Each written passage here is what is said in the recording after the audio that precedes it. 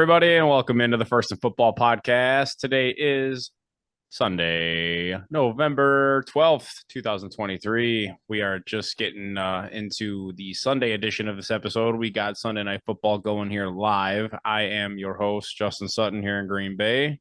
Got Mike Rosenthal in Milwaukee with us here. It is currently second quarter here of the Jets-Raiders game with about 7:18 to go. Jets are currently up 9-3. Amazing. Just amazing. I mean, beautiful Sunday Night Football game that we were all looking forward to. Hey, I kind of was personally. I think there's a little drama behind this game. I think, you know what I mean? It's maybe not the biggest drama and whatnot and things that matter, but hey, it matters to these teams, so they're going to play hard. Yeah, I low-key watch the Jets in hope. I don't know why my brain hopes that Zach Wilson is better, but I kind of watch the game for hope that they're going to blow up on the offensive side of things with him at quarterback. I see what you mean there. I kind of see that too. I mean, because there are times where they feel like they're just a cold start weed whacker or something, like they just sputter and they look pretty good for little stretches. And then they just constantly shoot themselves in the foot with a blown blocking assignment, or they'll get a stupid penalty or, something like that. Sounds a lot like this game today. Slow starting weed whackers that actually started off kind of good, but really died off. Yeah. They must have had some bad fuel in their system or something, started well and then just, got into some bad gas apparently. Yeah. What do you want to get into? You just want to dive right into the Packers-Steelers game and just go down our list here? No, I'm not really quite ready to do that. Let's start with the Germany game, and then we can get into the Packers. Oh, Steelers. I forgot about that game. Sorry, my list had our list. No, you're fine. Wrong prioritization. We'll start with Colts at Packers. Patriots. I mean, Colts Patriots, and we'll just kind of go through the list that we had last time. I still have it written down here. Yeah. So next game. I mean, hey, that game kind of played out exactly to a T as to how I called it. I'm like, the Colts are going to be able to run the ball all over the place. Mac Jones is going to throw 2 interceptions and get benched. You did call that. He didn't throw 2, but he threw 1, and then Zappy, who came in for him, threw the other one. So, I mean, unbelievable call there. I could just see it coming. That Colts defense is underrated, and Mac Jones is bad and regressing badly. So, do you think he's regressing because the team is so bad, though? No, I think we had this discussion already. I think it's more personal. I think he can't accept the coaching, man. He's just kind of immature. Ignorant. Maybe he's ignorant to it. Yeah. I mean, they've benched him enough times. When are they going to just say, all right, Zappy, you're the starter. Our team stinks this year. You're in. Run the table the rest of the season. Maybe it's now. Maybe it is. I got a hard time thinking the offense is going to look significantly better, I will say, but I will say I think you'll see less mistakes.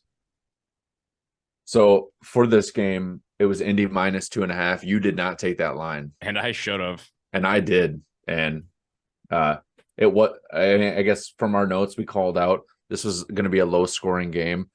The Colts were well below their average points per game this game. And then the Patriots were also well below their points per game, but no surprise.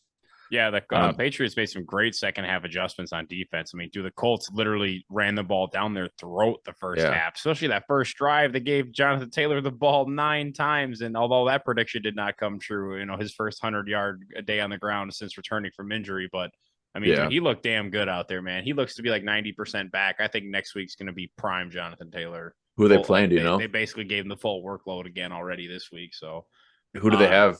Next week, off the top of my head, I currently don't know. I can Buccaneers. Check real quick. Oh, Buccaneers. Oh, wait, no, actually, they have a bye. No, 26, 20. Yeah, they have a bye week. So, good for them. I guess get home from the Germany game, and then they go play the Buccaneers at home in Indy. I see. So, but that could still, regardless, your statement will still remain true. That could be a great game for him to pop off against the Buccaneers. It could be, but I mean, the Buccaneers' run defense is very good, so I'm already sitting here like cringe. Yeah, the Buccaneers are a big question mark. Yeah. All right. So now we can. That's about all that's really worth discussing with New England and Indianapolis. That game was boring. If Gardner Minshew could throw, I will say this: if Gardner Minshew could throw, they would have slaughtered New England. He left 2 touchdowns out there on the field, at least that I saw. Yeah. So, yeah, let's get on to the next game here. I believe that is Titans at Buccaneers. Speaking of your big question mark there. Once again, another pick where I took the line and you did not. And I should have. Yeah. My biggest note of that game was I'm sick of taking the Buccaneers to win games when they should, and they finally won the game. Thank you. Thanks for winning the game, man. Yeah, another great game by Mike Evans, man. Having him on fantasy is just, dude, that guy's good at football. He should have had more points. He should have more. A couple of drops there, but that's kind of Mike Evans. Every once in a while, he makes that boneheaded play that you don't expect, but he bounces right back, man. He's resilient. Yeah, Levis, I still don't know what to think about the guy. Everything I was skeptical about came true, and I tried to be positive. I'm like, oh, he can throw us some tight man coverage. Like I think he can dissect some zone a little bit. Like I think they'll have a fighting chance. And nope. Like what's up with Derrick Henry getting the ball like four times a quarter? Like that's ridiculous. Yeah, 11 carries for 24 yards. Their winning formula is giving Derrick Henry the ball for 20 carries, something in that realm. Give him the ball, let him wear people down. But I mean, Will Levis ain't that dude to just go back there and dissect the defense yet, if at all. So they having him have to throw the ball 39 times in this game is not what you want to do. He's a rookie, man. Treat him like a rookie, especially when you have a Derrick Henry at running back. Oh yeah, don't make him throw the. Yeah, you're not helping this rookie succeed by making him throw 39 times. No, that's not a winning formula. As much as you'd like it to be, Tannehill's the guy if you want to go do that. He's not a rookie. I mean, granted, he may not be successful at all doing that, but like you want to give the guy the best chance to win the game as being a rookie, especially with a great running back. And I don't know, but Baker Mayfield thrown for close to 300 yards, couple touchdowns. That's what you want to see. Rashad White balled out with that nice screenplay. The Buccaneers finally ended that skid that they were on, and they're 4-5. I mean, they're not a bad team. They can compete with people, and it'll be interesting. I mean, they're still 4-5, so I don't know. Hey, man, that division looks pretty wide open to me. So yeah. All right, let's move on here to the next game. We got Saints at the Vikings. Man, I was just 3 in a row here. Another game I was wrong. Yeah, we're both wrong on this one, though. The Pastronaut was going to hit turbulence and all that, man, and his legs weren't going to be, the back-breaking force that defeats the Saints. Boy, I was completely fucking wrong. That's exactly what happened. Astronaut had smooth sailing, and those legs were way too much for that Saints defense to handle, man. That was ridiculous. My biggest that he's so good, like straight up for real. Josh Dobbs for MVP, like he beat Dallas on the Cardinals. Like he gave them hope as a franchise. He set that NFL record by winning two games back-to-back weeks for 2 completely different franchises. Like now he's out here doing this for Minnesota. Like this is crazy, dude. They're getting Justin Jefferson back. Is this like a Nick Foles magic type of run right now? This makes me really sad knowing that the Steelers dropped this guy. I bet it does. And we got Mitch Trubisky though at backup, so that's pretty cool, right? No, that sucks. This is where if we had drops, I would have a drop for crickets right there. My biggest note for this game coming in on our Friday/Saturday show was what Derek Carr is going to show up, and we found out what Derek Carr was going to show up, and then Derek Carr got injured, and then JMO came in, and Chris Olave was suddenly good again. All of a sudden, they scored some touchdowns and did something. Imagine that. It's like JMO risk it for the biscuit, man. He about that life. Like he puts it up there, and I'm here for it. Please. I mean, let the ballers ball. Sometimes Derek Carr, man, it's sometimes he's so frustrating to watch as an NFL quarterback. Yeah. Like, and then Michael Thomas getting injured. He had a sprain. I think they called it a sprain MCL, which stinks. That's really unfortunate. I know he didn't make it very far into that game before suffering that injury too. So I mean, his arrest over the weekend on Friday, it's like who knows, like if he's gonna get suspended or whatnot. Like hypothetically speaking, that could be the last time we see him in a Saints uniform if he gets suspended and then the Saints move off of him. Yeah, the Saints. I'm The sure he Saints. was looking to put on a little more of a show than that. I mean, he's been such a consistent producer on their team as far as like Yeah, fantasy output comes. I mean, you're consistent. You're going to get 10, 12 points from that guy every week.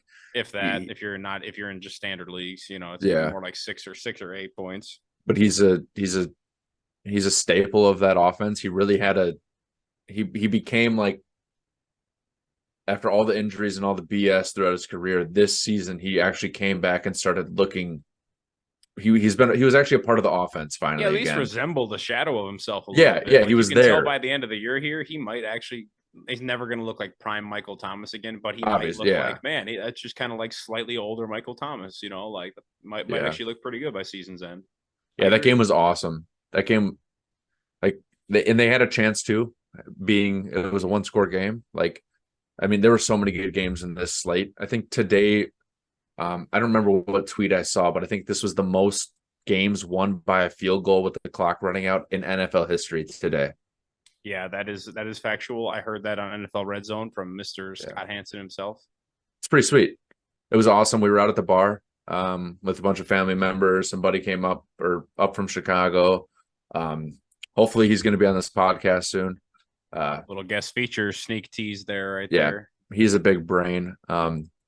Actually, the last note I have from this game, came back from going to the bathroom. I saw a man wearing a Michael Thomas jersey at the bar. One of the saddest men I have ever seen in my life. That guy with his head down at the bar, just watching the game. He's just devastated. It's a total travesty. Devastated, man. All right. Oh, goodness What gracious. game we got Let's next? move on to one of the better games of the day Another, here. yeah, Yeah, yeah. Houston at Cincinnati, man. This turned out to be the quarterback duel that I thought it was. And honestly, Awesome. man, what's crazy to me about this is I didn't say it on the pod. I just had the thought and I kind of just forgot to say it.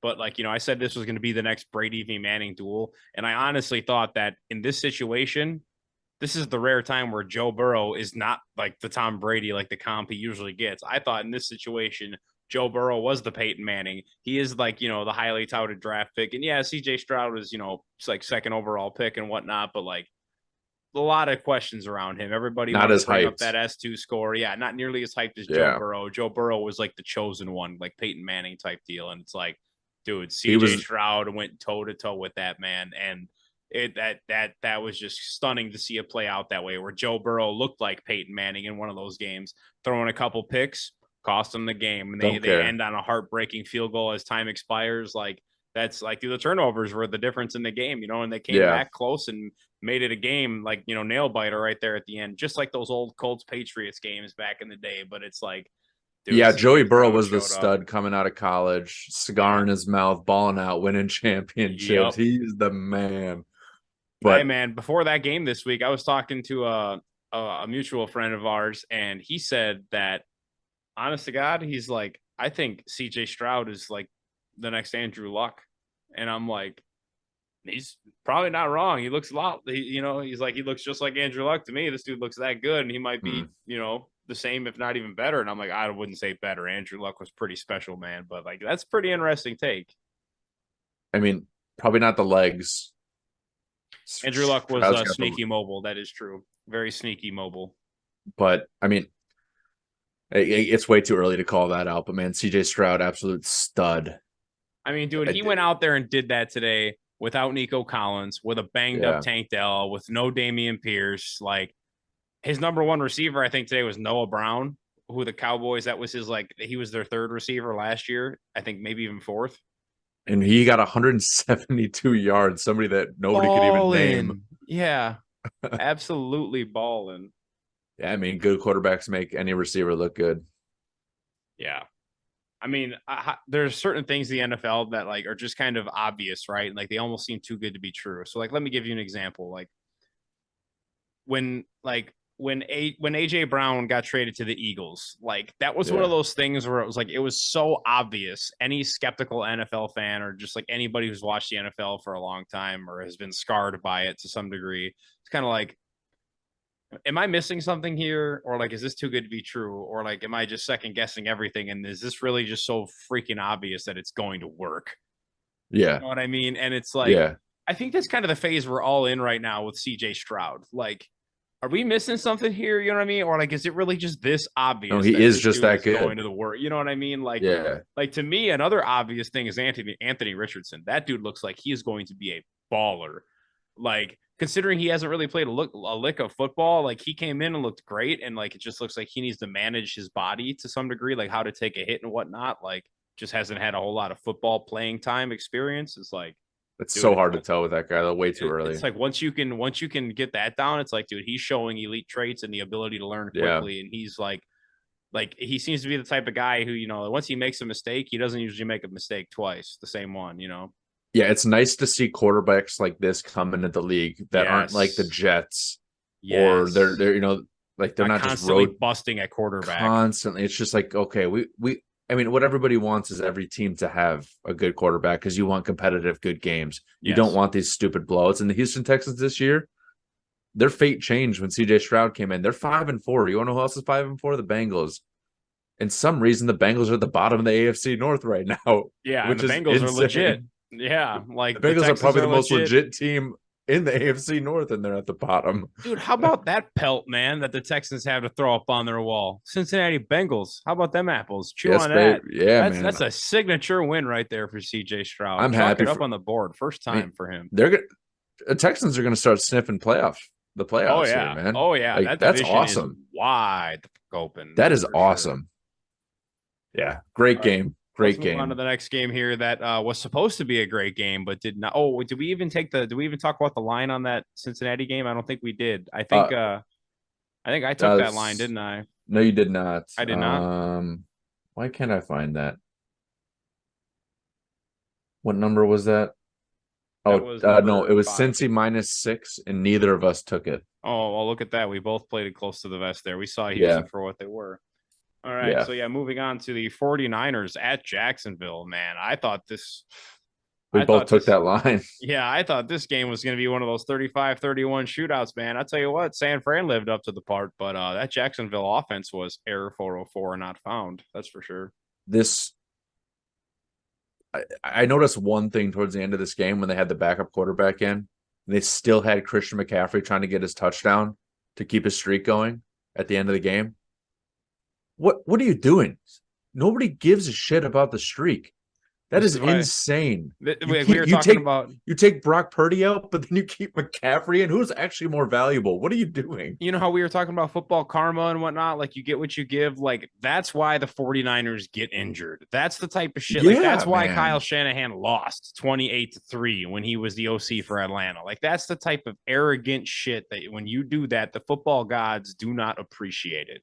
It's so dumb. Trevor Lawrence looked like Trevor Lawrence a couple years ago. Yeah, he's ETN. about him. I don't know how much ETN missed because I know he got hurt for a little bit of that game because he only had 9 carries for 35 yards. I know he was back in, but I don't know how much he missed from his injury. Kittle showed up and had a great game. One of those Kittle games where it's either he's not existent or he balls out. Yeah, he dominated. That was crazy. That catch he had for that big touchdown, that was awesome. That looked like vintage George Kittle, man. When he goes into the Hall of Fame, they're going to play that on his career highlight tape. Yeah, I want to almost chalk this game up to the Jacksonville Jaguars did not show up to even compete today. Yeah, they straight up like didn't even get out of bed. They were still sleeping for whatever reason, man. They might have just been sitting around too long on that bye week, and they were kind of, resting on their laurels a little bit, hearing everybody chirp about how good they are. And I think this is a come back down to earth game for them. That's for sure.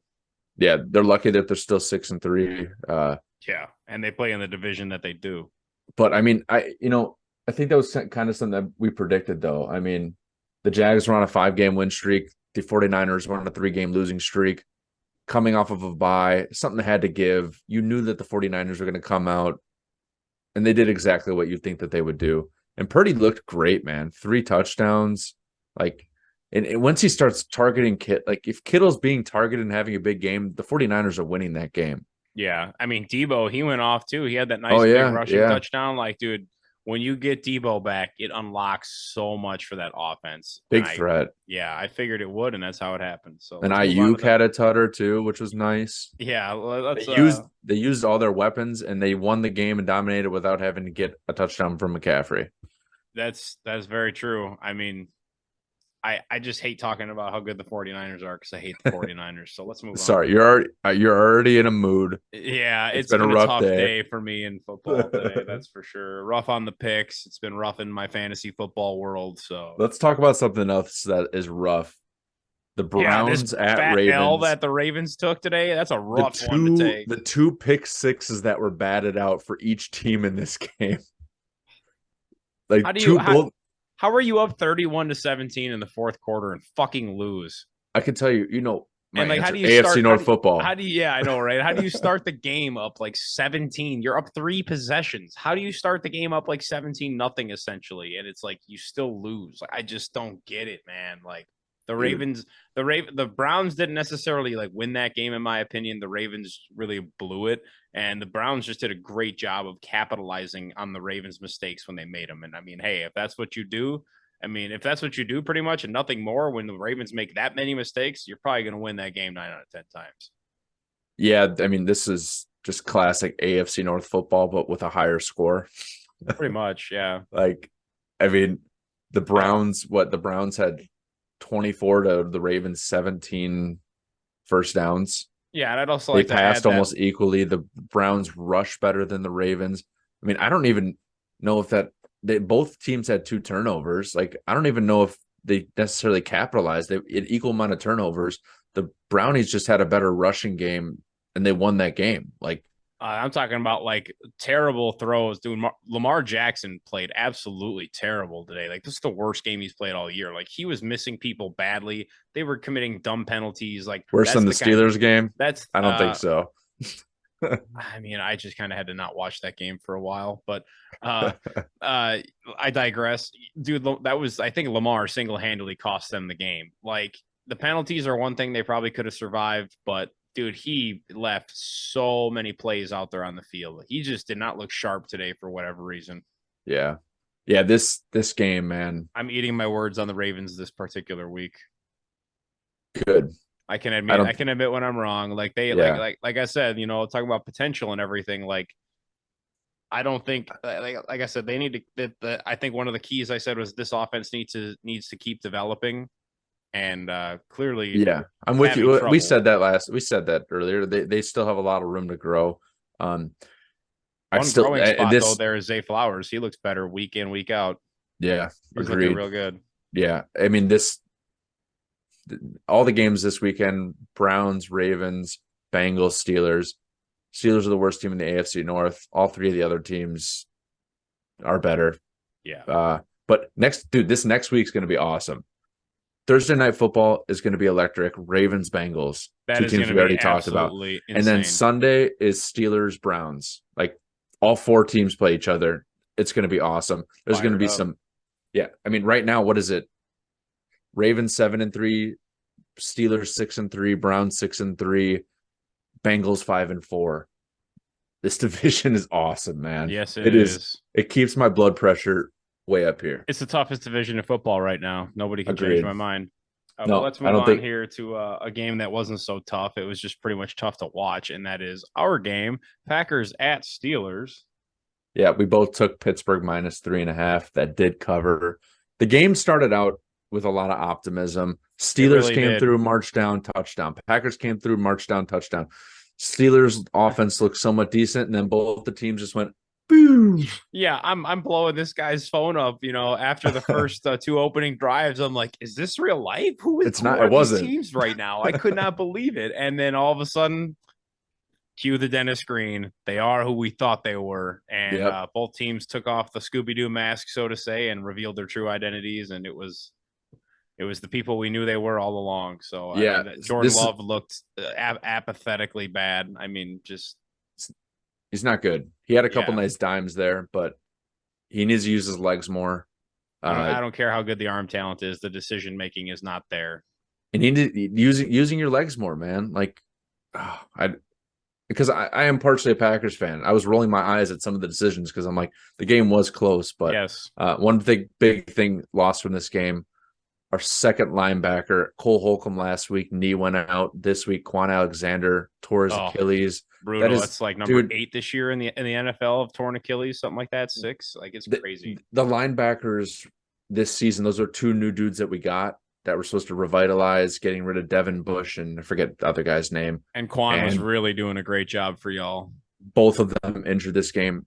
It just really hurts. It really hurts to see that.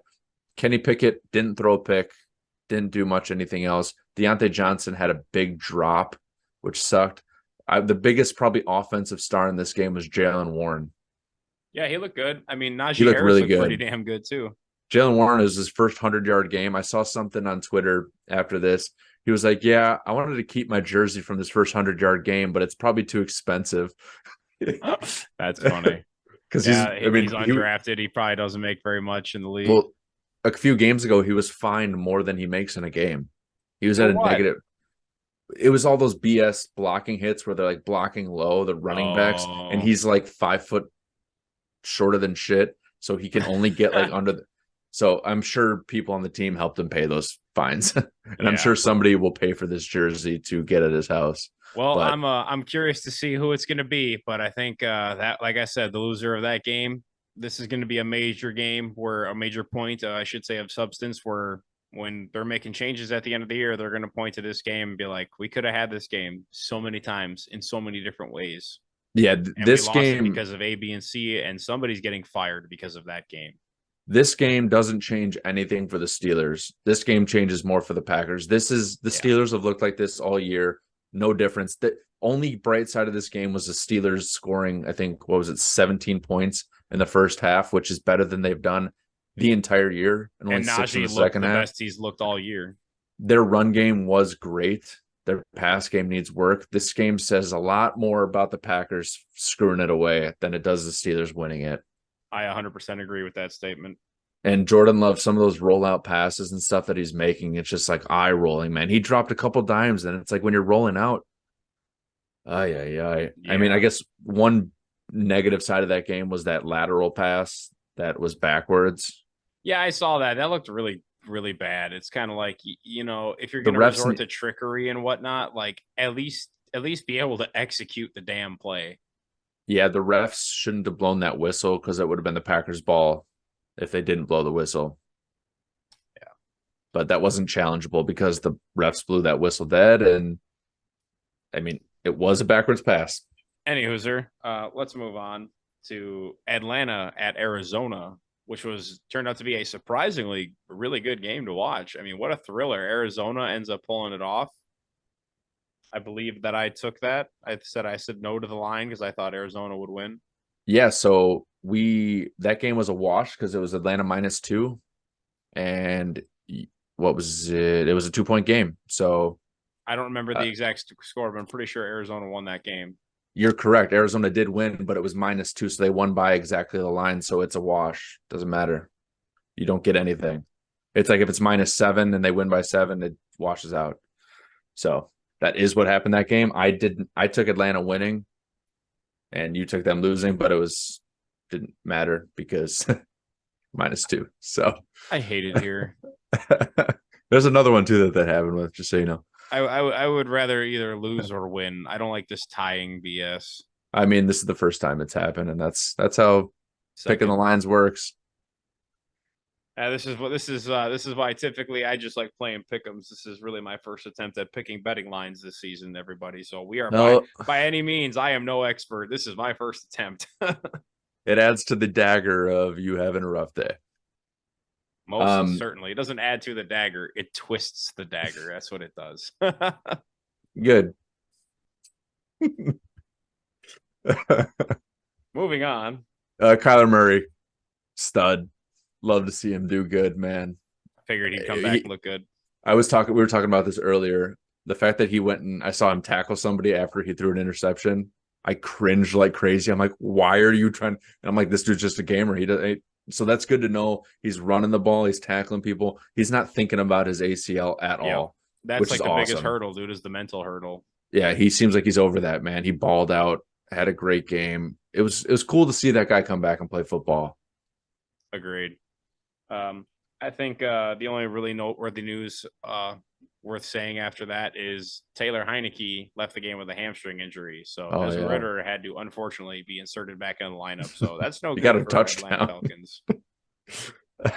I mean, probably the shining star besides Kyler of that game. Bijan did get 22. They gave him the ball 22 times, got 95 yards and a touchdown. Yeah, he looked good.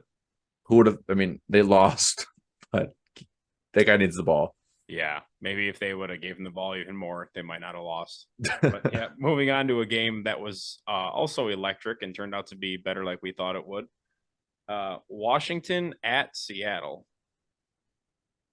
Oh, yes. That was Seattle -6, and neither of us took that line. Yeah, Washington at Seattle. That game actually turned out to be way better than I think either of us thought it would be. Like, it actually started really slow. I thought it'd be better than that. And then towards the end, it actually got really, really entertaining. What was the final score on that? I believe Seattle won by a field goal, correct? Yeah, Tyler Lockett. Yeah, yep, 26-29. Sorry, I took a bite of something. Tyler Lockett showed up. I think my wife was playing against him in fantasy in that last drive that Seattle had. She's like freaking out because Tyler Lockett kept getting fed. Then he gets a touchdown. She's just pissed. It was pretty funny to watch. That was me watching Keenan Allen go for big play after big play after big play. Yeah, I've been victim to that. And Keenan Allen does that to a lot of people. Yeah, I said this game would be put up or shut up for Geno Smith, and boy, did he put up. He looked pretty good. I mean, he had a shaky, rough first half, but, man, he really turned it on in the second half, and Seattle needed that win, man. They needed to keep pace with San Francisco, and I thought Washington would keep it tight the way they did. I thought they even had a chance to win. I actually kind of thought they would win, but, hey, I'm not really terribly surprised that Seattle pulled it off, especially because they're at home in Seattle. And Geno Smith also had a nice little rush there. I think it was his only rush, but him rolling out of the pocket. I want to see more of Geno Smith getting out of the pocket, using your legs. Like that makes the whole offense a lot better. Like for everybody. I mean, he can do it. He's got good vision. He's a veteran. He's got the legs. Move out of the pocket, open up some more plays for that team. DK and Metcalf almost having 100 yards in that game. That's what you expect. Once again, the Commanders, Howell is a legit quarterback, man. 3 touchdowns, 300+ yards. Yes, he is, man. I told you I like him. I would happily trade Jordan Love for that kid. You're hurting right now, and it's okay. Hey, what really hurts me is that Washington hit us up for Jordan Love like 1, maybe 2 off seasons ago. And I think it was actually last offseason, and I believe they had Sam Howell, and I think he might have been part of the deal. And we said no, but Howell is a 5th-round pick, and he looks better than both Kenny Pickett and Jordan Love. Let's quit talking about our shit-ass teams. Moving on to the next game. I'm not going to do that because want to talk about. I actually, my team did win. I'm sorry that it hurts. Yeah, your team got another one of those fraudulent W's today. I will be here waiting for you with open arms when your house of cards comes crashing down, Mike. It will come crashing down, but at least I'm not bummed out right now. That's true. It'll just build up and get bigger and then probably feel worse later on because you thought you actually had hope. I don't have hope. Don't worry. As a fan, you will let yourself build hope whether you like it or not. And then all of a sudden when they lose and it's all over, that's when you realize how much hope you had. Just like all the texts you sent me in the first half. Correct. All right, moving on to a game that had no hope here. Giants against Dallas. I mean, it was in Dallas. The Giants got absolutely slaughtered the way we thought they would. That was like they hang 49 on them. That was crazy. Yeah, dude. It's exactly what I said in the preview that we did on Saturday. When the Cowboys need to show up, they drop bombs on the people that they're supposed to drop bombs on, and they did exactly that. I kind of was surprised that they kept that game going on live broadcast, man, like on national TV like that. Like, I didn't know you could show rape internationally like that. That was terrible. We were just sitting there because I had Red Zone on another TV. I'm like, okay, when are you going to switch the TV broadcast over to a different game? Like, nobody wants to watch this Cowboys game. Yeah. But one thing I'll say about the Cowboys helmets, having the red, white, and blue and the stripe in the middle, they need to have that all the time. That looks so good. Nice. Yeah, that's crispy. Oof. CeeDee Lamb, I think it was the huge game for CeeDee I think it's historic. It was 350-yard games in a row. That's crazy. Yeah.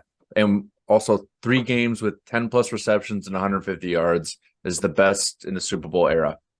Wow. That's insane. Yeah. CeeDee Lamb's legit. That guy is a he stud. is. One of those, he had like a fingertip catch for a touchdown, which is I really saw nice. that one-hander. That was really nice. That was great. What was that? There was another crazy one-handed catch today. I can't Chris remember what it Olave was. had a nutty catch against Was the that Vikings from Jameis Winston. Dude, that was a drop in the Tutter? bucket. Yeah, that was in the back right corner of the end zone. If you guys haven't seen that, go look up that highlight, Jameis Winston to Chris Olave. That was an insane catch. I'm so happy that everybody can actually see how good Chris Olave is, and he's not hindered by Derek Carr. Yeah, Chris Olave is a stud, man. Can you hear me? Yes, I can hear you. Okay, sorry. I just had a little shake of the mic. Oh, it was the CeeDee Lamb catch. CeeDee Lamb had a crazier than Olave's one-handed catch. It was unbelievable. In stride, one hand, left hand grabbed it out. You got to go look it up, man. Oh, wow. It's unbelievable. Yeah, that's what I'm saying. The one-hander where he just caught it in stride and kept going. The CeeDee Lamb one? Yeah. Okay. That's the exact catch I'm talking about. My bad. That one was crazy. I was like thinking too much about trying to find the catch than rather listening to you. But yeah, Giants are not good at football. Terrible. Cowboys. I still feel bad for Brian Dable. Let's see. Yeah. Let's see what, once again, the Cowboys still need that premier win. Yeah.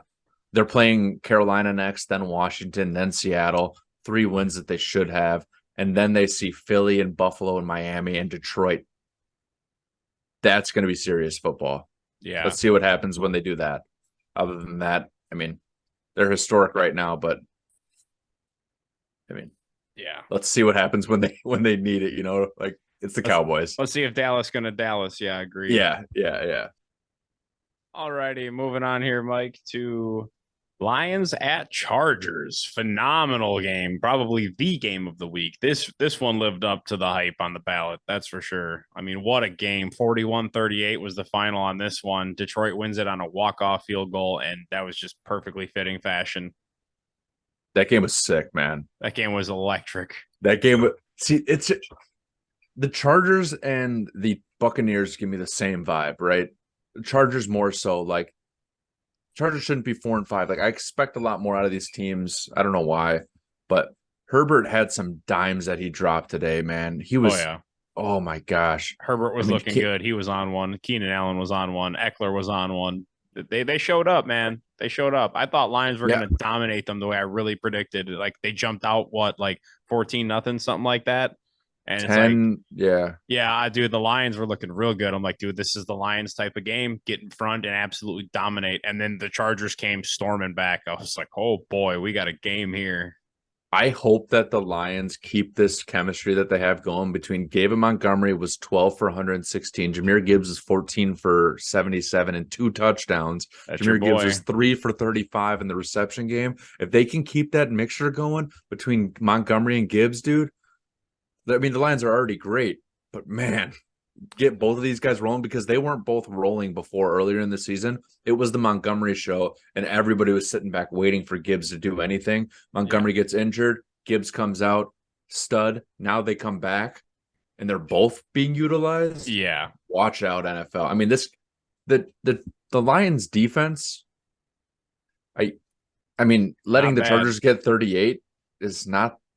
I kind of expected more than that. Like, I figured this would be a high scoring game. I did figure that, but I mean, I don't know. I just kind of expected more from the Lions defense than letting the Chargers keep it this close. But I mean, when games turn into shootouts, it's kind of like you don't think about that. You're just like, okay, it's a shootout. Like, whatever's happening is going to happen. Yeah, that's very true. Yeah, that game was awesome. That game was phenomenal. Yeah, so my notes from last week was Montgomery and Gibbs will have a nice punch that the Chargers defense won't have an answer for. Yeah, I mean, I just kind of thought that the Chargers offense really is only Keenan Allen and Austin Eckler, and I'm like, well, if you just lock down Keenan Allen, it's like you're going to have pretty good odds of shutting down that offense considerably, compared to what they normally do. And they just decided to let Keenan Allen do literally whatever he wanted for whatever reason. So I don't think you can lock down Keenan Allen, man. You can lock down anybody with enough defenders. Like, you putting 2 people on someone is usually locks down just about anybody. You know what I mean? They can't lock. They couldn't. Teams can't lock him down. He's the only receiver on their team. With Williams out, Palmer out, he is the dude. Him and Eckler.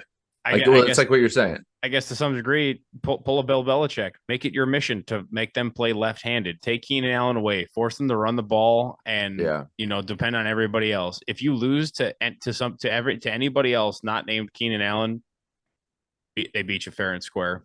I mean, Keenan Allen's a top receiver in the league. It's like the whole time we were with Devontae Adams at the Packers. You think every team wasn't trying to say, we're going to stop Devontae Adams. We're going to lock this. You ain't doing it. You can do whatever you want. Who are just uncoverable because of their abilities, and I get that. Yeah, he's like that right now. Keenan Allen is that vibe. Is like that especially right when Herbert can throw dimes like he throws. It is hard to stop that. Yeah, I think you need like 2 elite defenders on him. That's the only way. I suppose you're right there. That's for sure. But I mean, next week.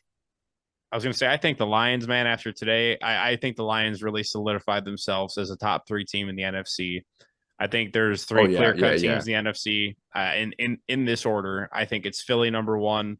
I think it's the Lions number 2, and I think it's the 49ers number 3. I do think the 49ers, they have some chinks in their armor. Yeah. A little less so than Detroit, and Detroit, and Philly obviously a little less so than either of them, in my opinion. But in terms of the AFC, man, I don't care that they lost today. I still think Cincinnati's the cream of the crop in the AFC. I think they are number 1. I don't care about the record. I don't care if they lost today. They lost to what is probably a playoff team today. Yeah. So my personal Super Bowl prediction at this, little over halfway point, I think it's going to be Philly and Cincinnati in the Super Bowl, honestly. And I don't know who wins it right now, but I think that's who's going to the bowl. Buffalo is just, there's something wrong with that offense. I think there might be something wrong with, a little more wrong. Well, all they have is Diggs. Shoulder. They just have Diggs though, too. I agree, but I think there's just something a little more wrong with Josh Allen's shoulder than they might be letting on, because the offense is like, it's so small. Like it's not deep. It's so shallow lately. They're not throwing the ball deep anymore. Like Gabe Davis has been so hot and cold. Diggs is like, he's a really good route running receiver and everything, but he's not like vertical deep threat that you need. We'll talk about them in a minute here. Let's finish up the Chargers. So I was going to say Chargers have Green Bay next. That could be a big that could be a big bounce back game that the Chargers need for their offense to kind of pop off a little bit. But who knows? Packers defense actually plays pretty decent against the pass. I'm smelling a signature Matt LaFleur blowout loss against the Chargers. That's all I'm going to say. Pessimism at its finest. Unless Jair Alexander is playing. If Jair is playing, we may have a shot to slow the offense down long enough for our offense to get it going. But if Jair ain't playing, nah, absolutely not. Keenan Allen's going to do to us exactly what he did today. Yeah. All right. Next we have, actually we didn't, I don't know if we talked that line. We both took Detroit -3, and we were both, I guess, in theory wrong because it was a wash. But we both had the same vibe that the Lions were going to win that game. Yeah, agreed. And just a little update for everybody on this Jets-Raiders game right now. There is 12:56 to go in the third quarter. They are back from halftime. The Jets are currently up 9-6. So the Raiders have the ball right now. They are on their own side of the field at approximately the 30-yard line. So not a whole lot going on in this game. Kind of. I mean, it's a -1 line. This is what you expected. Yeah, I kind of thought somebody would have punched in the end zone at least once by now, either side of of this matchup, but it hasn't happened yet. So, I guess that shout out to Devontae Adams, actually, alive and well. It's good to see him. It's good to see they threw him the ball. Yeah, he's still here, man. He's still here. He hasn't retired yet. Next game we have to talk about is the Monday Night Football game, Broncos at Bills. Yes, I smell a trap game for these Broncos. For the Bills, for these Buffalo Bills. The Broncos are they're sneaky right now. I don't know what the weather is going to be like. Nor do I.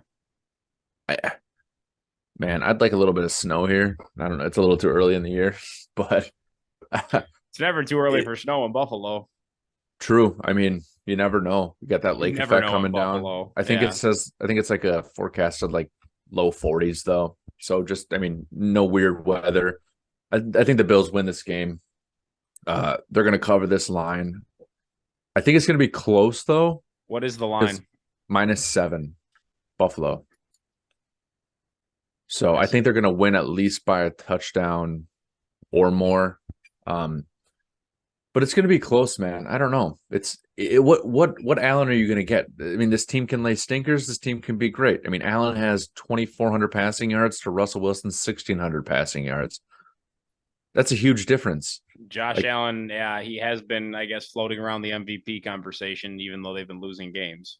Yeah, that Bills team, like you were saying, like going back to the conversation that you were talking about earlier, like they have some holes. I mean, Kincaid coming up and being a good tight end has been nice for them. Yeah, because what's his name? Who's their other tight end? Dawson Knox has. Yeah, he's on IR. I mean, he's even when he wasn't on IR, it was kind of like his name was floated out there, but he was never consistent, never really a threat. Expectation. Yeah, yeah. So I don't know. I think I'm going to take this game. I think that the Bills are going to have a great bounce back game here after losing to Cincinnati. I am not going to take this line. Denver, Sean Payton coming off a bye. I smell a trap game here for Buffalo. Like I said earlier, I think Denver's pretty scrappy. That defense is playing a lot better than anybody's giving it credit for right now. And just like we said, it's pretty much if you slow down Steph Diggs, lock him up. That Buffalo offense looks anemic. So, which is hard to do, though. Yeah, I do think Buffalo wins the game. I'm just not taking the line. Okay. Yeah. I mean, you lock up Diggs, and do you have a Gabe Davis game? Does he show up? Because he randomly shows up. Game. Are the Bills finally able to run the ball? Does playoff Lenny make an appearance? Who knows? Yeah. They're a big question mark. And it's the same with, like, I think ESPN matchup predictor has the Bills winning by 78.9%. I don't like that. I have a percentage. Like that is pretty up there. That's quite generous. Like, yeah. Because, like you said, the Broncos can be scrappy, man. I mean, who on the defense beat the Chiefs. Who on the defense scares you anymore for Buffalo? They lost Matt Milano. They lost Trey White. Like, they went and got Rasul. Kudos to them. It was a great move. He's been huge for them. But, like, you know what I mean? Like, that defense can be had. You can run on that defense. You can throw on that defense. Yeah. Yeah, I don't think the Bills are as intimidating as they have been in the past couple of years. That's for sure. Yeah, most definitely. But who knows, man? Who knows? That game's going to be. I hope that it's a good game. I'm sick of. I think we've had way too many stinkers on Monday nights and just Sunday night football games. Yeah, like shame on the NFL, man. They got all this power to flex games in and out. It's like, why aren't you doing it? Yeah, I mean, why are we watching Jets, Raiders, Broncos, Bills on Sunday night and Monday night football? Yeah, like these are fine matchups, but these are not marquee matchups. Yeah, give us. Yeah, I mean, ugh. I mean, but yeah, man. I mean, I guess that closes us out. We'll talk more on Wednesday about what happened on Monday night. We'll discuss. You see my head. See that little Titletown Brewing thing? I do. Yeah. Popping up.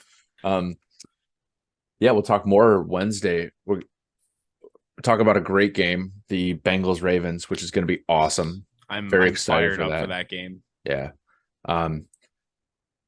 Yeah, that's all I got going on. Just get back into the work routine here, and hopefully we get a good Monday night football game. Hopefully the end of this game, the last quarter, will be something worth watching. Hopefully we see a touchdown. Yeah, that would be great. Preferably to Garrett Wilson. That would be very nice. But everybody wants that. Yeah. Yeah. Not everybody. Probably just me or those of you who have him in fantasy football. A lot of people. A lot of people have that dude on their lineup, though. Yeah, he's been surprisingly serviceable all year, even with, subpar quarterback play. And I think that really speaks to how elitely talented Garrett Wilson is.